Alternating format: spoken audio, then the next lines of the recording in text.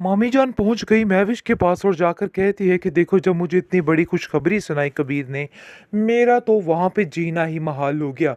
एक पल के लिए भी सब्र नहीं हुआ। मैंने सोचा कि मैं तुमसे मिलूं आकर और तुम्हें घर में वापस ले जाऊं, क्योंकि अब तुम्हारा ऐसे रहना बिल्कुल बेफजूल है। मैं तुम्हें ऐसे रहने की कतई इजाज़त नहीं दे सकती।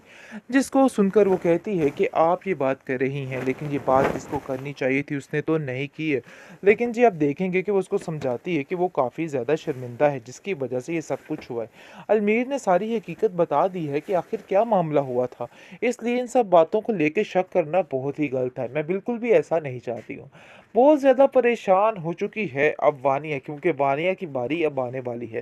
यानी कि शामत आने वाली है। जिस तरीके से वो बड़ी आगे बढ़ती रही, अपने आप को पता नहीं क्या 30 मार खान समझती रही, अब जाकर उसको अंदाज़ा होगा कि आखिर उसके साथ क्या होने वाला है। जो चालाकियाँ इसने करनी थी सो कर ली हैं। अब मज़ीद इसके साथ बहुत ही बुरा होगा, क्योंकि अब कबीर को सारी समझ आ गई है कि असल माजरा क्या होने वाला है और क्या होगा। बहुत टेंशन बन चुकी है उसके लिए और हर तरफ रुसवाई की खबरें ही इसको मिलेंगी। आप देखेंगे कि कबीर कहता है कि हम बहुत जल्द जाएंगे और जाकर महविश को वापस लेके आएंगे, जिसकी वजह से जोया काफ़ी खुश हो जाती है और कहती है कि इस काम में देरी नहीं होनी चाहिए। जितनी जल्दी हो सके उनको यहाँ पे आना चाहिए ताकि सारे मामलात सुधर सके, क्योंकि मैंने बहुत सी शॉपिंग करनी है और बहुत कुछ करना है, जिसकी वजह से मैं भाभी के बगैर कहीं भी नहीं जा सकती। और आपको ये बात समझनी होगी। आगे से वो कहता है कि तुम फिक्र मत करो, तुमने जैसा कहा है वैसा ही होगा।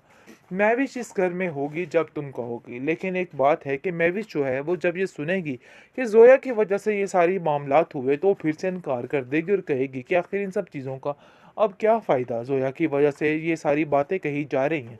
अगर बात होती तो खुद कबीर अपने मुंह से कहता, लेकिन ऐसा वैसा कोई सीन नहीं है, क्योंकि चाहता तो वही था, बस अपनी है ना, और पता नहीं किस चीज़ की खातिर वो खामोशी से खड़ा हुआ था और सोच रहा था कि आखिर वो क्या करे कि सारे मामला दुरुस्त हो जाए, जिसकी वजह से उसको ये सारी टेंशन लेनी पड़ चुकी है। महविश इधर होगी और तुम्हें परेशान नहीं होना है, लेकिन उसे भी कहीं ना कहीं इस बात का डर है कि इस बात के लिए कभी महविश रजामंद नहीं होगी और कभी भी वो वापस नहीं आए, क्योंकि वो जानता है कि उसने जिस कदर उन लोगों पर मजालिम डाले हैं ना, ऐसा नहीं हो सकता है।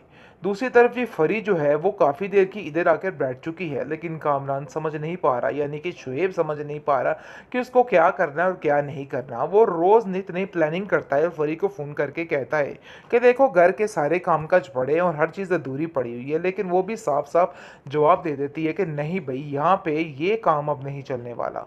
ये सारी पुरानी बातें हैं और इन बातों से आगे अब हम निकल चुके हैं, और ये बात अगर तुम करना चाहते हो तो कबीर भाई से खुद ही बात कर लो।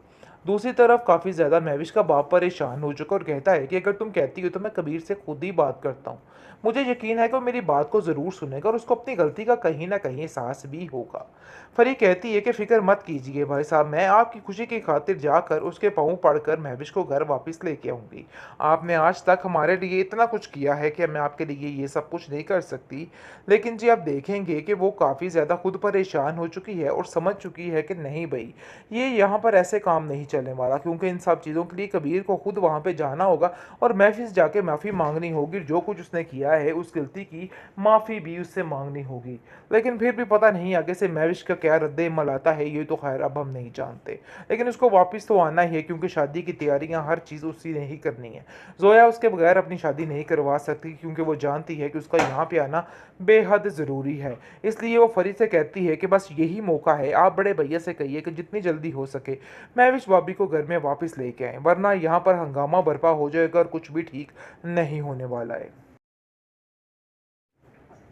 आखिरकार अलमीर इस बात में कामयाब हो गया और उसने सारी जो भी गलतफहमियाँ थी निकाल के बाहर फेंक दी कबीर के दिल से। उसको बताया कि हम लोग इस बात के गवाह हैं, क्योंकि जोया जैसे ही इस बात को करती है और कहती है कि मैं तब तक शादी के लिए तैयार नहीं जब तक आप महविश भाभी को इस घर में वापस नहीं लेके आते। अलमीर का भी ऊपर से यही फैसला होता है कि महविश भाभी ने ऐसा कुछ भी नहीं किया।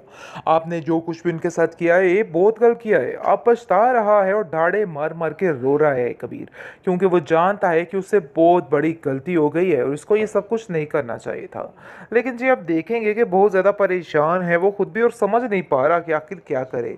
वानिया की चालाकियों में इस कदर घेराव डाल दिया था कि उसको कुछ समझ नहीं आई कि इस घेरे को कैसे निपटा जाए। वेल जी आप देखेंगे कि जोया अब इस बात पर अटल हो चुकी है और कहती है कि मैं इस बात की हामी नहीं भर सकती, चाहे आप लोग जो मर्जी कर ले, क्योंकि मामी जान ने जिस तरीके से डेट फिक्स कर दी है और कहा है कि बहुत जल्द बस ये मामला तय हो जाने चाहिए। घर में खुशी का गहवारा है, लेकिन वो अपने भाई की खुशी को पीछे छोड़कर अपनी खुशी को आगे लेके नहीं चल सकती है। इसलिए साफ साफ वो कबीर से कहती है कि नहीं भाई, ये काम ऐसे नहीं होगा। आगे से कबीर कहता है कि मैं भी यही चाहता हूँ, लेकिन पता नहीं कौन सी अना इन लोगों के दरमियान अटकी हुई है जो ये बात करने से इन लोगों को रोक रही है और काफ़ी ज़्यादा परेशान कर रही है। मैं भी जो है इस चीज़ का तज़किरा बार बार कर रही है कि अगर उन लोगों में इतनी अना ना होती तो आज वो लोग मुझे लेने के लिए ज़रूर आते, लेकिन ऐसा वैसा कोई चक्कर नहीं हुआ है। बल्कि जो कुछ भी हुआ सबके सामने दिन ब दिन जैसे ही तबीयत बिगड़ती जा रही है महविश की, तो काफ़ी ज़्यादा सुधार आता जा रहा है कबीर में, क्योंकि ये वक्त भी आना इसके ऊपर काफ़ी ज़्यादा ज़रूरी था। लेकिन महविश शिवा को कहती है कि देखो वहाँ पर जाना बहुत बड़ी बेवकूफ़ी है और मैं खुद इस बात के लिए हामी नहीं भर सकती। तुमने मम्मी जान की बात नहीं सुनी थी शायद कि कबीर इस चीज़ के लिए राज़ी नहीं है और उसका दिल इस बात के लिए हामी नहीं भरा। तो आखिर ऐसा कैसे हो सकता है? किसी की ज़िंदगी में फजूल के अंदर एंट्री मार देना, ये कहाँ की इंसानियत है? बहरहाल जी आप देखेंगे कि कबीर जोया को यकीन दिलाएगा और कहेगा कि तुम पे फिक्र करने की ज़रूरत नहीं है, बहुत जल्द महविश इधर होगी और तुम्हें परेशान नहीं होना है। लेकिन उसे भी कहीं ना कहीं इस बात का डर है कि इस बात के लिए कभी महविश रजामंद नहीं होगी और कभी भी वो वापस नहीं आए, क्योंकि वो जानता है कि उसने जिस कदर उन लोगों पर मजालिम डाले हैं ना, ऐसा नहीं हो सकता है। दूसरी तरफ ये फरी जो है वो काफ़ी देर की इधर आकर बैठ चुकी है, लेकिन कामरान समझ नहीं पा रहा, यानी कि शुएब समझ नहीं पा रहा कि उसको क्या करना है और क्या नहीं करना। वो रोज़ नित नई प्लानिंग करता है और फरी को फ़ोन करके कहता है कि देखो घर के सारे कामकाज पड़े हैं और हर चीज़ अधूरी पड़ी हुई है, लेकिन वो भी साफ साफ जवाब दे देती है कि नहीं भाई, यहाँ पे ये काम अब नहीं चलने वाला, ये सारी पुरानी बातें हैं और बातों से आगे अब हम निकल चुके हैं और ये बात अगर तुम करना चाहते हो तो कबीर भाई से खुद ही बात कर लो।